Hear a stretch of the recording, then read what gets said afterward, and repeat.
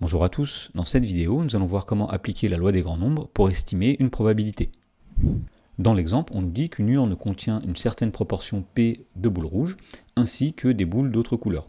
Lorsqu'on tire une boule de l'urne, on note grand X, la variable aléatoire, qui vaut 1 si la boule est rouge, et 0 si elle est d'une autre couleur. Alors on tire n fois de suite et avec remise une boule de l'urne, en notant sa couleur à chaque fois. On note m indice n, la variable aléatoire moyenne, d'un échantillon de la loi de probabilité de grand X. Dans la première question, on nous demande de déterminer l'espérance de la variable grand X.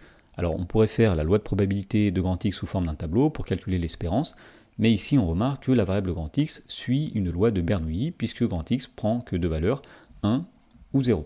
Alors pour déterminer le paramètre de cette loi de Bernoulli, il suffit de déterminer la probabilité que grand X prenne la valeur 1, c'est-à-dire la probabilité que la boule soit rouge.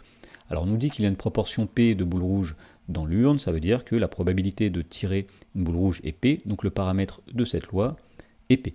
Et donc pour calculer l'espérance d'une variable grand X qui suit une loi de Bernoulli de paramètre P, il y a une formule qui nous dit tout simplement que l'espérance de X est égale à P. Dans la question numéro 2, on nous demande d'écrire la loi des grands nombres. Alors nous allons rappeler ce qu'est cette loi.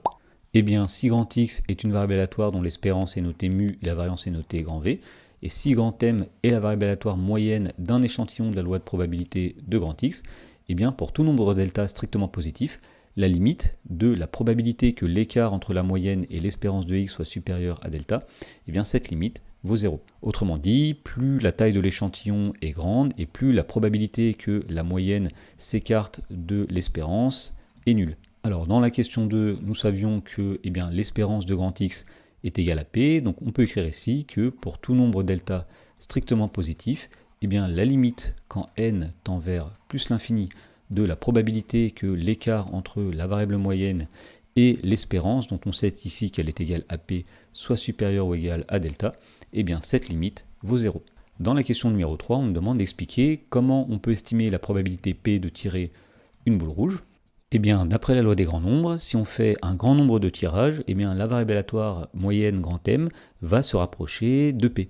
Et donc pour estimer la probabilité P de tirer une boule rouge, il suffit de faire un grand nombre de tirages et de calculer la fréquence du nombre de boules rouges tirées. Cette fréquence sera très proche de la probabilité P qu'on cherche.